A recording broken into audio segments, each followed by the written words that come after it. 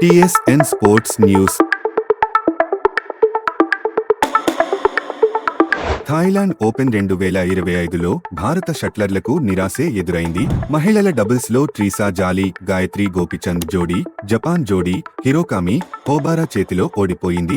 సాఫ్ under-19 championship 2025 సెమీఫైనల్లో భారత్ మరియు మాల్దీవులు మధ్య పోరు ఈ రోజు సాయంత్రం 7:30 అరుణాచల్ ప్రదేశ్లోని యూపియా గోల్డెన్ జూబిలీ స్టేడియంలో జరగనుంది. రేపటి నుంచి IPL మరల ప్రారంభం కానుంది. రాయల్ ఛాలెంజర్స్ బెంగళూరు మరియు కోల్కతా నైట్ రైడర్స్ మధ్య బెంగళూరులోని చిన్నస్వామి స్టేడియంలో రాత్రి 7:30 మ్యాచ్ జరగనుంది. తమిళనాడుకు చెందిన 19 ఏళ్ల శ్రీహరి భారత 88వ గ్రాండ్ మాస్టర్ గా నిలిచాడు.